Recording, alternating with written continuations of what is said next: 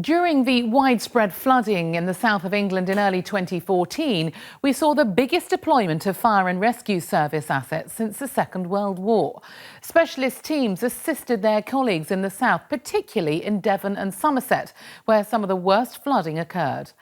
The valiant and tireless efforts of the crews made headlines, but important lessons were also learned about our national resilience, as Paul Brennan reports. This news footage from 2014 shows the scale of those infamous winter floods in Somerset, Surrey and Berkshire. Tens of thousands of acres were submerged and thousands of homes and businesses ruined.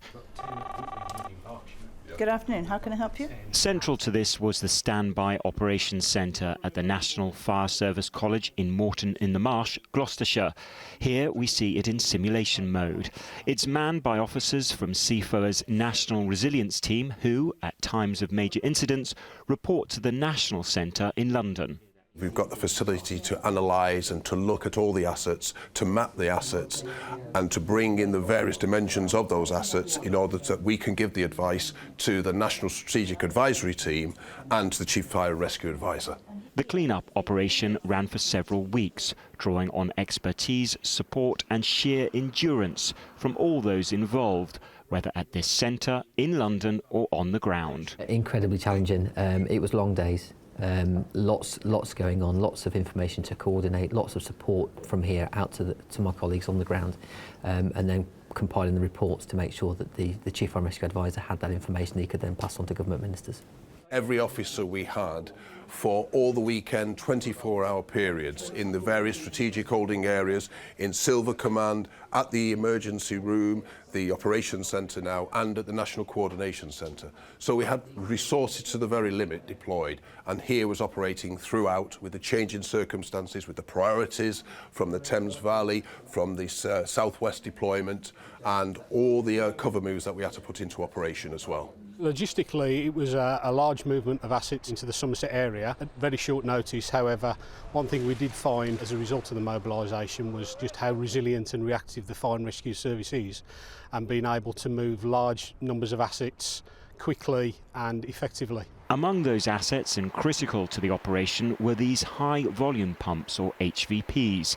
There are 51 of them spread across the country, but most were moved into action in the south and southwest at the time of the floods. Each high-volume pump set can move up to 7,000 litres of water per minute over a distance of up to 3 kilometres.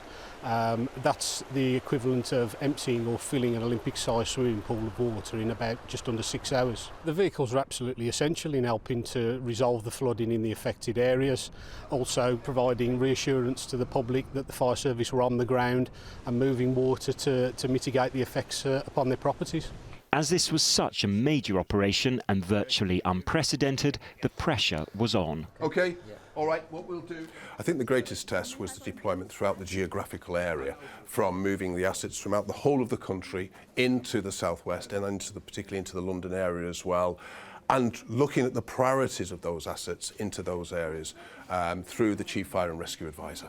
A report making 44 recommendations was later published, with one clear finding. I think it's that all fire and rescue services have a very clear and thorough understanding of their role under the National Coordination Advisory Framework, and more importantly how it could assist them should they become the affected fire and rescue service as Devon and Somerset was in 2014. But the report was full of praise too. It was absolutely the dedication of the personnel.